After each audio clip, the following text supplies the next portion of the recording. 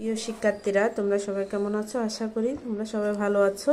আমি আজকে আলোচনা করব আমার বাংলা বই দ্বিতীয় শ্রেণীর। এর আগে তোমাদের আগে দেখিয়ে দিয়েছিলাম পার্ট 2। আজকে পার্ট 3 আলোচনা করে দেখাবো। দেখো পার্ট 3-এর মধ্যে কি আছে? আমার বাড়ি আমার কাজ। শুনি। এই যে মা, আজ অনেক কাজ করতে হবে। তুলি, কি কাজ মা? তখন মা বলতেছে কি, আবার বলো তো? ঘর বাড়ি পরিষ্কার করতে হবে, কাপড় গোছাতে হবে। তপু, আমিও কাজ করব। বাবা কি বলছে দেখো, আজ তো বাজারেও যেতে হবে। তপু, আমি তাহলে বাবার সাথে বাজারে যাই। তুলি, আমি তবে মার সাথে কাজ করি। বাবা, কি করবে? তুলি, ঘর পরিষ্কার করব, কাপড় গোছাবো। মা, ঠিক আছে, সবাই মিলে কাজ করব।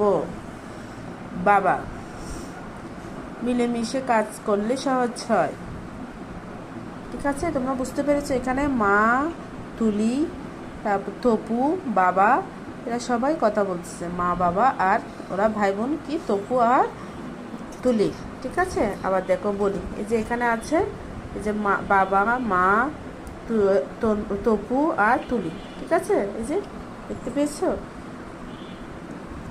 যে বলি, মা কি কি কাজে কথা বলেছে?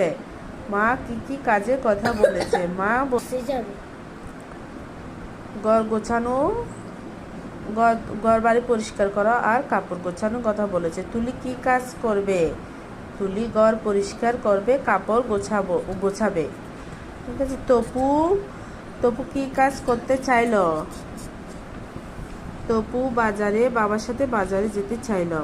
এই পাঠ থেকে আমরা কি শিখলাম? মিলেমিশে কাজ করলে সহজ হয়। দেখো সঠিকভাবে বলি। আমি ভাত খাই, তুমি বই পড়ো। সে বলল খেলবো।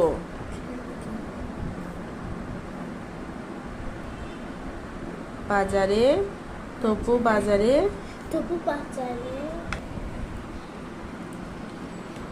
সে বল খেলে। তপু বাজারে যায়, বাবা কাজ করেন।